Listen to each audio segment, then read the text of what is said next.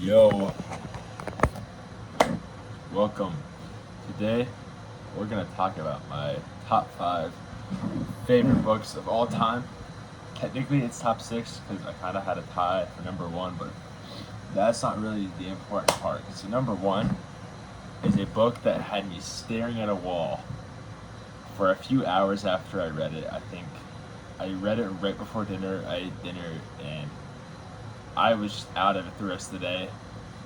It's The Stranger by Albert Camus. It's about this guy. That's it. It's just about that guy.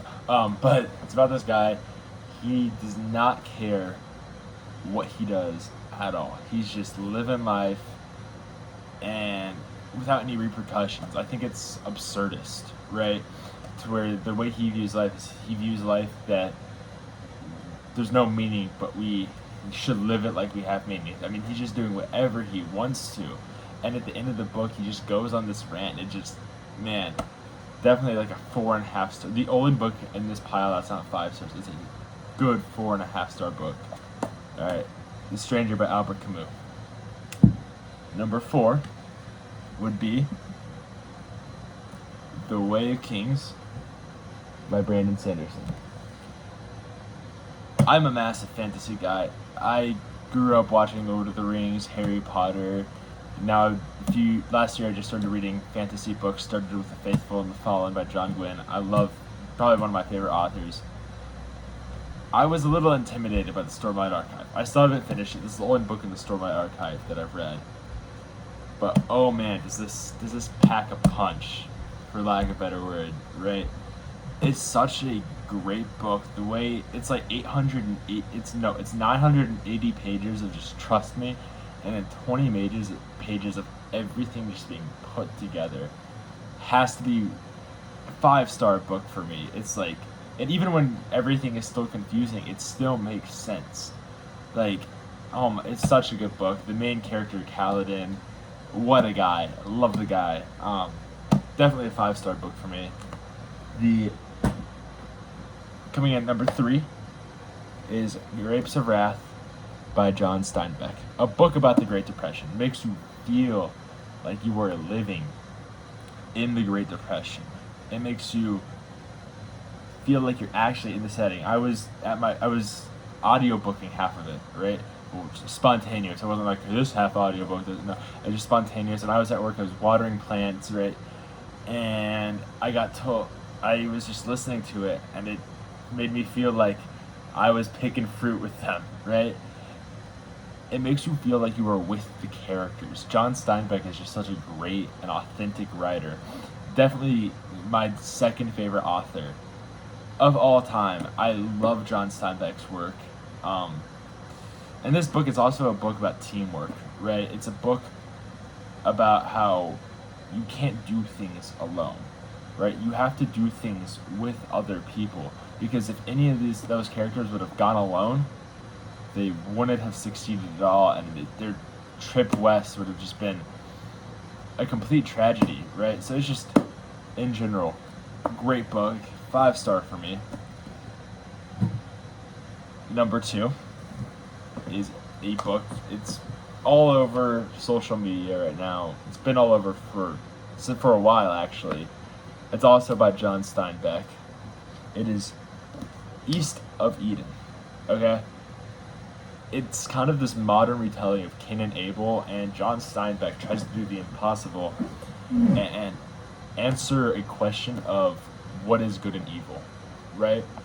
And the answer he kind of comes to in this book by reading and just watching the characters move around is that everyone is capable of great good. Everyone is capable of doing amazing things with their life, and everybody is capable of doing terrible things with life. Everybody's capable of being a terrible person. It doesn't matter who you are, who your parents are, who your friends are, your past decisions. It just matters if you want to be a terrible person. If you want to let your past, if you want to let things in your life define who you are, right? And it's also a book about guilt, right? We can feel guilty about so many things in life.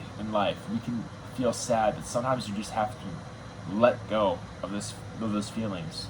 Sometimes you just have to let go, put them to the side, and move on with your life. And I know I struggle doing that. I know a lot of people out there struggle doing that. I mean, and in the retelling of Cain and Abel, I can't get into too much of how it relates. From page 5, you can start to tell I'm starting to understand that they mean by that, what John Steinbeck means by that. It is just a great book. I would recommend it to anybody. So East of Eden by John Steinbeck, that's number 2 for y'all. Amazing read, peak literature, 5 stars. And then now to the number 1 spot. We got 2 number 1s because I'm indecisive and I didn't want to push any books out. So the first book in the tie is the book that got me back into reading. It is Slaughterhouse-Five by Kurt Vonnegut.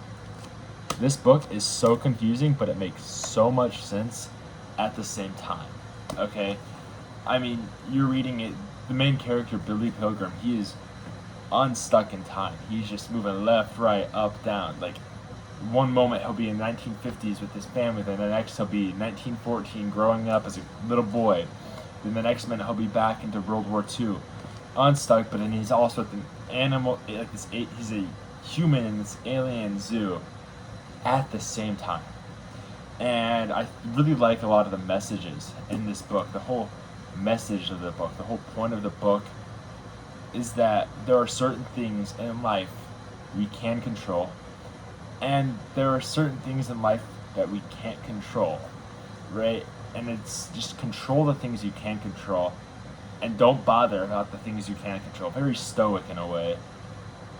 Great book. I mean, it even references back to the Serenity Prayer a few times, which is, God, grant me the serenity to accept the things I cannot change, courage to change the things I can, and the wisdom to tell the difference. And within that, it is just a great anti-war book. Slaughterhouse-Five, it got me back into reading as an adult. I love it. Great book. And then the other book for number 1, it could be 4 books because it's in a series, but I picked my favorite book in the series, Wrath by John Gwynne. You heard me say how John Steinbeck is like my second favorite author. John Gwynne is my favorite author. Okay, peak fantasy. The way he writes combat makes you feel like you are in the battle.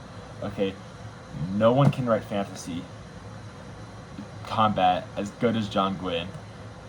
Absolutely great author. I mean, this book has everything. It has Chosen One, prophecy, battles, dragons, not really, but whatever, it has a little bit of magic, right? Absolutely great fantasy book. And then this is the 4th book in the series, just ties it up so much. John Gwynne just keeps me going with fantasy, right? Like, I recently, in January this year, I finished his 2nd series in Same World of Blood and Bone, and right now I'm reading The Bloodsworn. Absolutely love John Gwynne. Wrath and Slaughterhouse-Five, number 1. So those are my top 5, technically 6 books. I can't place Slaughterhouse-Five and Wrath on different levels. They're both great books. So I appreciate you watching. Peace out.